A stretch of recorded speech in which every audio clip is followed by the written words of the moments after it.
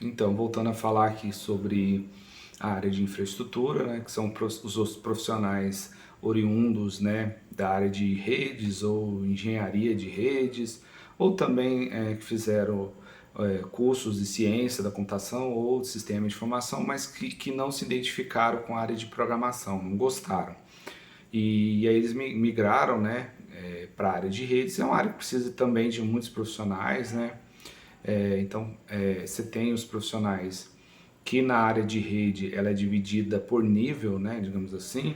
Você tem o nível um, nível 2 e nível 3. O nível um geralmente você não precisa de faculdade para você entrar no nível um, que são os técnicos, né? Você tem o pessoal que trabalha com suporte, né? Suporte ao usuário, nível um, que são aquela galera, aquele pessoal ali que quando você liga para reclamar da TI, alguma coisa, eles atendem o telefone.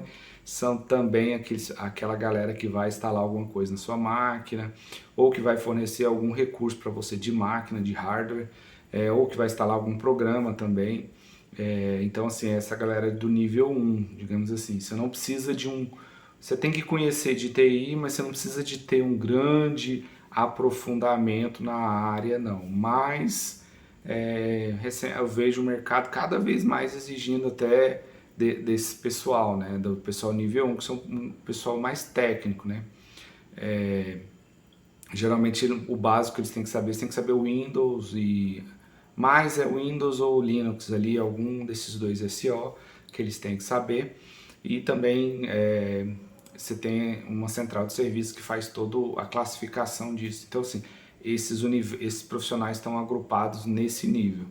E aí você tem o nível 2, né, que é quando o nível um não resolve, passa para o nível 2, que é um pouquinho mais técnico, e por fim você tem o nível 3, digamos assim, que é a pirâmide mais alta da TI, né? E depois você tem cargos de gerência, de gestão dentro da TI também, mas a nível técnico, vou chamar assim, né? A nível técnico é nível um, 2, que é o suporte, aí depois você tem o analista de redes, né? Aí você tem, ou analista de infraestrutura, aí você tem os níveis lá de analista de infraestrutura, você tem o pleno, o sênior e assim vai, né? Similar à área de TI, essa divisão também. E aí você tem as áreas de infra, né? Então, voltando, tem esse pessoal do nível um, que é o suporte mais básico, inicial da TI ali, né? O cara que fica de frente a frente com o usuário dá ponto, o usuário está reclamando de alguma coisa e tal, é o que vai atender. Se ele não der conta, ele classifica esse chamado, se for, ou se não for da área dele, ele classifica esse chamado para o nível 2 e se for alguma coisa muito mais técnica relacionada, por exemplo, à segurança, ou banco de dados, ou disponibilidade de alguma coisa também, aí você tem as áreas, né? Então você tem o analista de infraestrutura, vou chamar assim, um conceito mais amplo, né? Aí, o analista de infraestrutura pleno, você tem um analista mais voltado para a aplicação, digamos assim, que é o cara que cuida de servidor de aplicação. Lembrando que o desenvolvedor desenvolve a solução, essa solução tem que ser publicada em ambiente corporativo, né, em algum ambiente, né, em algum servidor. E quem cuida desse servidor por padrão em muitos lugares, na maioria que eu já trabalhei, geralmente, principalmente no ambiente produtivo. O que é ambiente produtivo? Ambiente produtivo é o ambiente final da aplicação, onde a aplicação fica disponível para o usuário poder acessar a aplicação via web, via browser, etc. O usuário poder acessar, ou o sistema também, ou o aplicativo, esse é o ambiente produtivo. Mas você tem os outros ambientes intermediários, que são ambientes, às vezes, ambiente de teste, que não fica externalizado para o usuário, que é mais para a questão de todo o desenvolvimento, teste, homologação e tal. Então você tem esses ambientes. Geralmente por padrão, quem cuida dos servidores, né, ou instala alguma lib, dependência, cuida da disponibilidade da aplicação, são os analistas de infraestrutura. E dentro desses conceitos de analista de infraestrutura, você tem o cara de bancos de dados. O banco de dados, eu vou fazer duas separações aqui, porque você tem o AD, né, que é o administrador de dados, e você tem o DBA. O DBA está mais voltado para infra e o AD mais voltado para o desenvolvimento. Então, assim, é banco de dados, mas aí ele é dividido. O AD cuida ali digamos assim, de modelar o banco, né, de gerar digamos assim, de fazer com que a ideia do negócio seja materializada em banco de dados e, consequentemente, que seja possível você programar aquilo e ser salvado em banco. E basicamente essa é uma definição rasa, mas é meio que essa lógica aí. E você tem o DBA, né? Que o DBA cuida do banco de dados em si, ele cuida do SGBD. Né? Então ele tem que conhecer de infra e geralmente ele fica em infra, né? Então o DBA tem essa função, ele cuida do SGBD, ele instala o SGBD. Quando eu falo SGBD é Sistema de Gerenciamento de Banco de Dados. No mercado hoje, na faculdade, vocês vão aprender o tal do SQL, né? O SQL é só uma sintaxe de uma linguagem SGBD. Mas aí você vai ter um SGBD, que é um gerenciador de banco de dados. No mercado hoje você tem Oracle, você tem Postgres, você tem MySQL, você tem SQL Server, você tem MongoDB, esses são os principais, MariaDB, mas esses são os principais, digamos, uns pagos, outros a gente chama de open source, né, que são bancos de dados que não são, que são da comunidade aí. Não vou entrar nesse nível, nesse detalhe aí, porque teria que falar muito mais, mas assim, de uma análise mais macro seria isso. Aí você tem o DBA que ele cuida disso, né? E também ele cuida de questões relacionadas à permissão do banco de dados, né? Ele cria os usuários de usuários de aplicação, né? Ou também aqueles usuários que precisam consultar o banco. De alguma forma, o DBA ele faz essa gerência aí em cima disso, né? Também cuida da disponibilidade do banco de dados, né? E também performance, muitas vezes tem que envolver o DBA em alguma coisa ali, ou até também numa decisão a nível de estratégia de qual é melhor SGBD você usar diante da sua necessidade, da sua aplicação. E aí dentro do DBA, depois do DBA, você tem também o analista de infraestrutura, chamado de o pessoal da segurança, que a gente chama, né? Recentemente o Brasil ele tem se tornado um país que tem sofrido muitos ataques também, e também propagado muitos ataques, né? Ataques virtuais, tem muita gente que se especializa nisso, né? Em ser um cara de segurança, um cyber,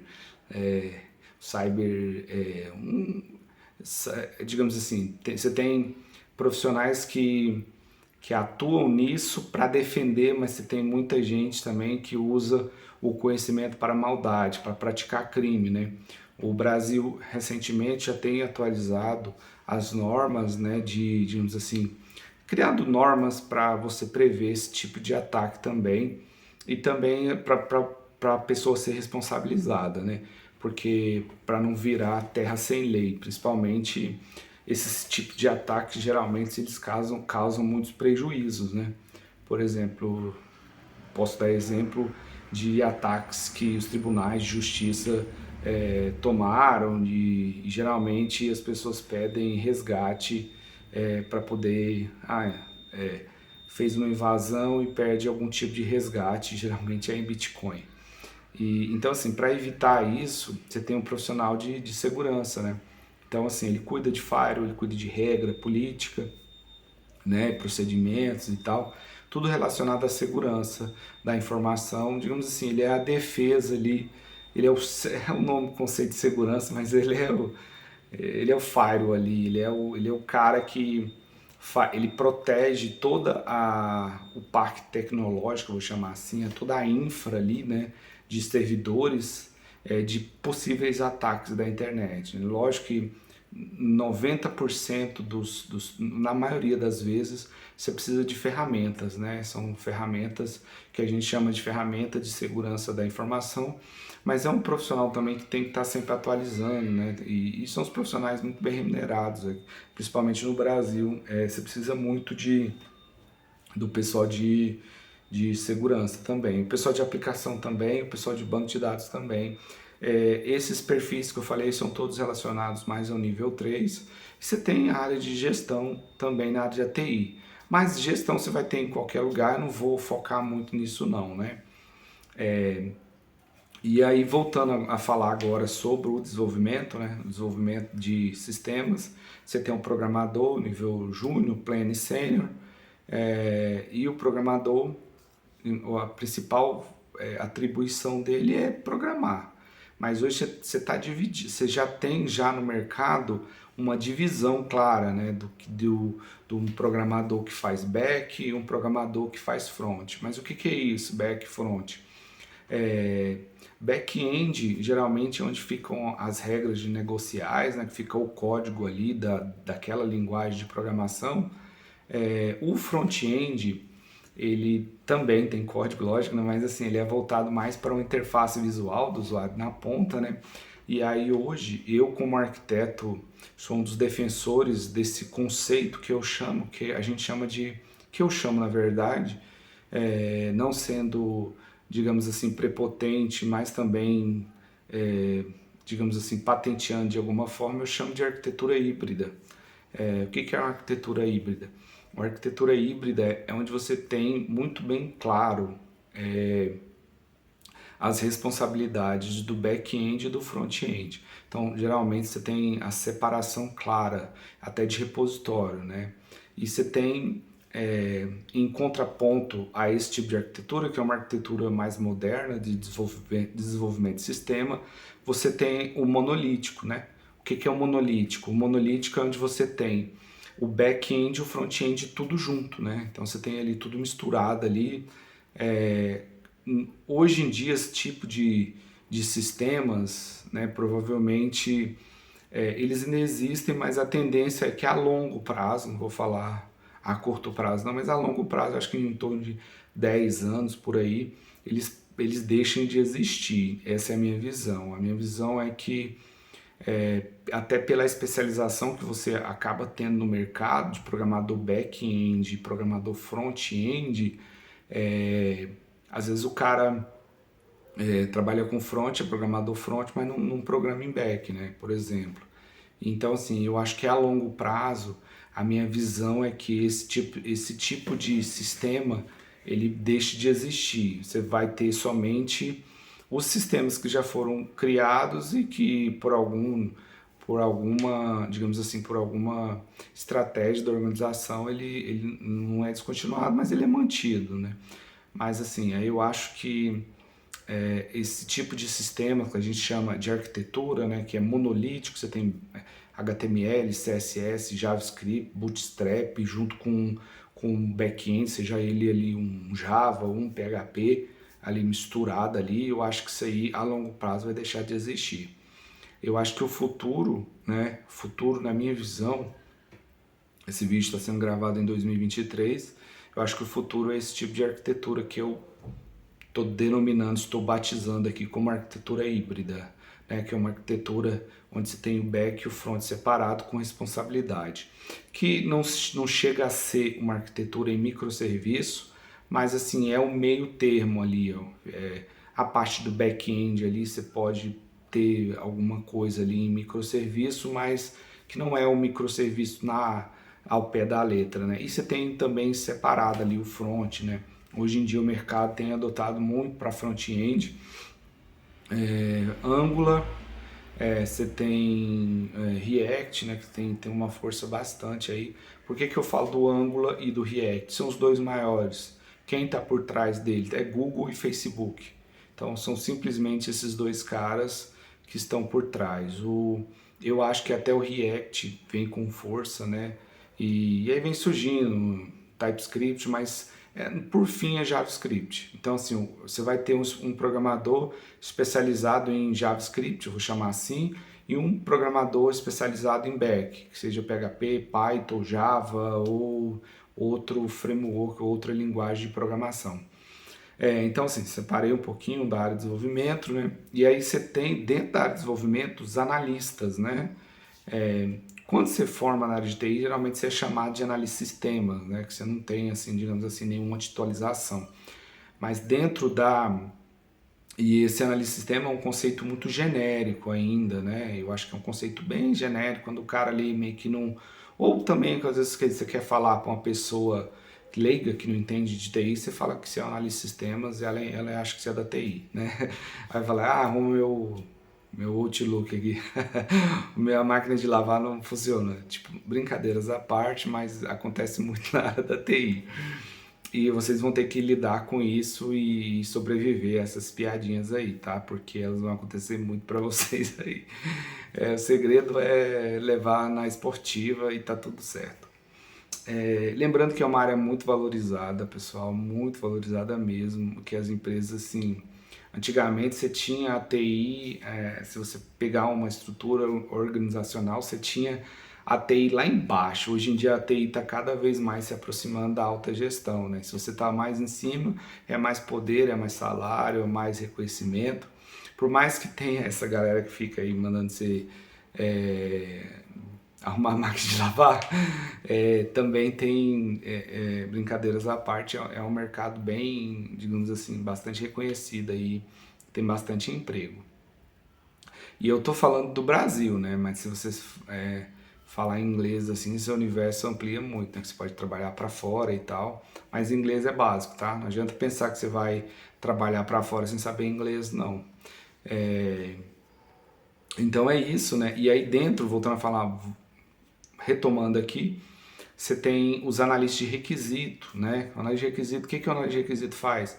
O analista de requisito também é um típico profissional que fez TI, fez uma faculdade, bacharel, mas não gosta de programar. Ele não gosta, não se identifica, ele acha um saco, não é feliz. Então, assim, ele faz requisito. Geralmente, requisito é uma disciplina obrigatória que a gente precisa na faculdade e no mundo real, porque o programador ele não faz nada se não tiver requisito, né?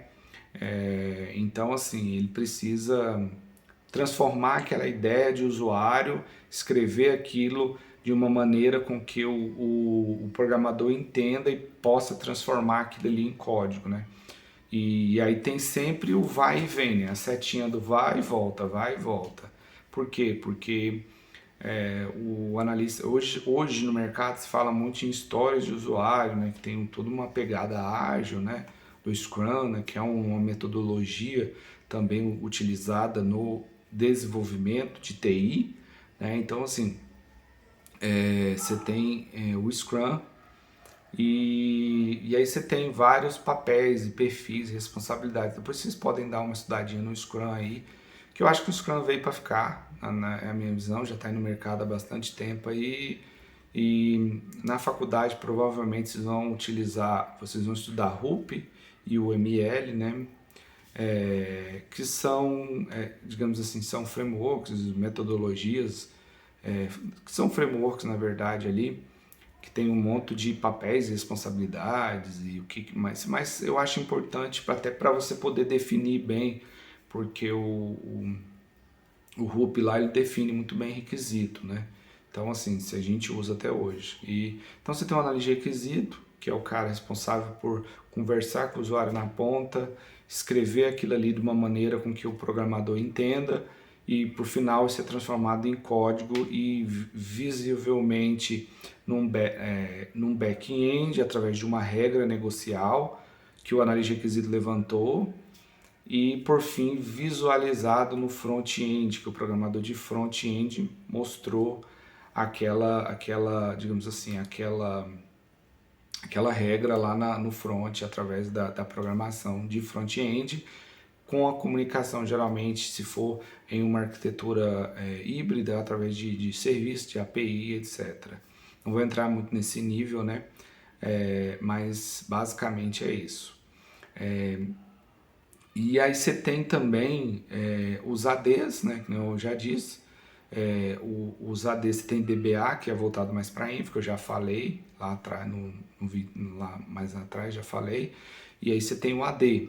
O AD ele é responsável por fazer a modelagem do banco de dados. Depois que o time definiu aquilo, qual SGBD ele vai usar, se vai ser Oracle, Postgre, MySQL e tal. Lembrando que o SQL só é a sintaxe, né? Então você vai por trás você vai ter um SGBD. Depois que foi definido, o AD faz, a gente chama de modelagem, né? Que é criar as tabelas, né? Pegar a história pegar o caso de uso, a história que o cliente ali, o usuário falou para o requisito e transformar aquilo ali em tabelas para poder ficar armazenado num banco de dados, que a gente chama, né? Então, esse é o profissional. E, por fim, o programador vai implementar no back-end a lógica para poder gravar no banco de dados e assim você poder inserir, salvar, atualizar, excluir e mostrar na tela os registros, né, que ficam salvos em banco de dados. Esse é o papel do programador. E você tem outras figuras também que participam, que são geralmente são gerentes, né? A gente tem hoje a gerente de projetos, né? Que são cuidados. Você tem, se você pegar o Scrum, você tem PO, Scrum Master. Não quero falar muito disso porque é a nível mais gestão também, né? Então, assim, digamos assim, você tem os analistas de negócio também, que é outro perfil, outro profissional, que é mais voltado para o entendimento do negócio, ele apoia muito o cliente ali. Que mais que você tem?